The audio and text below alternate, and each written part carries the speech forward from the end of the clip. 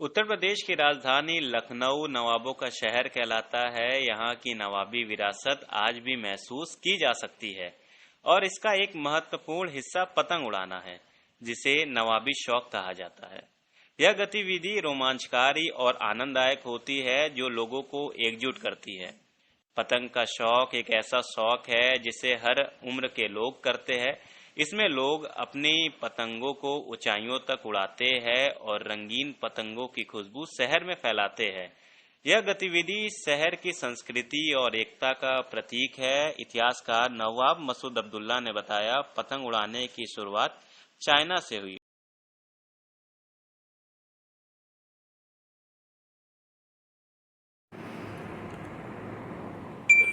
Sir, Lucknow में जो पतंगबाजी है, क्या उसकी तारीख रही है और अब क्या लोग उसके शौकीन हैं? क्या वो रवायत बरकरार है या नहीं? देखिए, पतंगबाजी या कंकव्यबाजी, कंकव्वा भी इसको कहते हैं पतंग को।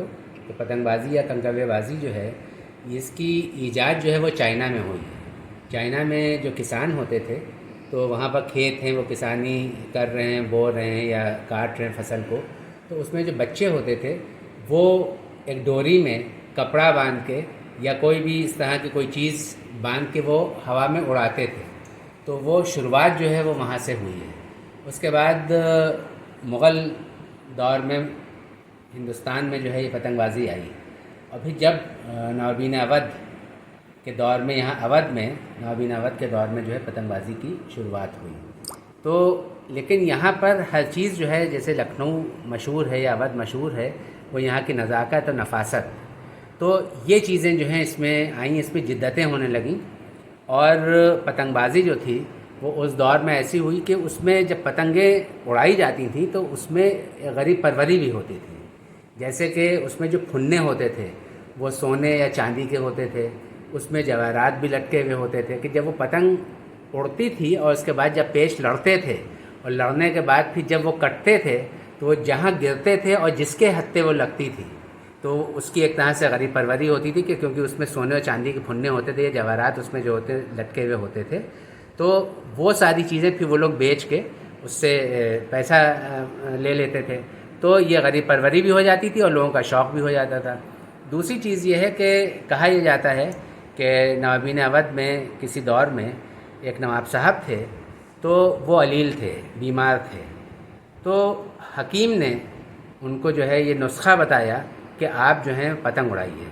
ये बहुत अच्छी एक्सरसाइज है, जोड़ों के दर्द के लिए भी बहुत अच्छी है, दूसरे आँख के लिए बहुत अच्छी है। जो आँख की रोशनी जो है जिनकी कमज़ोर होती है, उनसे कहा जाता है कि एक्सरसाइज के लिए कि आप पतंग उड़ाइए, क्योंकि पतंग जो है बहुत दूर होती है और वो दूर तक आप देखेंगे। तो ये शुरू से ये चीज़ है कि एक्सरसाइज बहुत अच्छी है। फिर इसमें दांव और पेच बहुत होते हैं, जैसे जंग में होते हैं कि क्योंकि पहले एक दौर था कि जब जंगें हुआ करती थी, लेकिन शुजाउद्दौला जो नवाब यहाँ के तीसरे बादशाह थे, उन्होंने आखिरी जंग जो है बैटल ऑफ प्लासी जो है वो लड़ी थी। उसके बाद फिर अवध जो था वो बहुत ही पीसफुल रहा, तो जंगें हुई नहीं। तो इन लोगों को अपने वो मिजाज, जंगी मिजाज, अब उसमें कुछ ना कुछ तो करना है।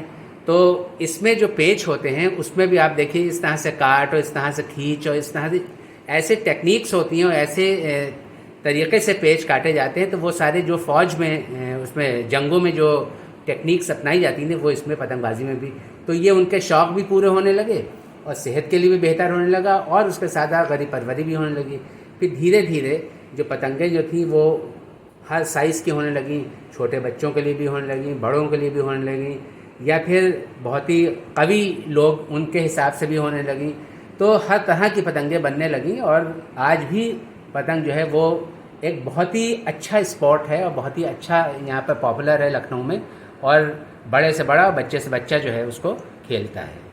तो काम हम लोग का साल के 365 दिन चलता है, लेकिन मेन जो होता है आपका दिवाली के बाद जमघट है, जमघट में पतंग लड़ती है।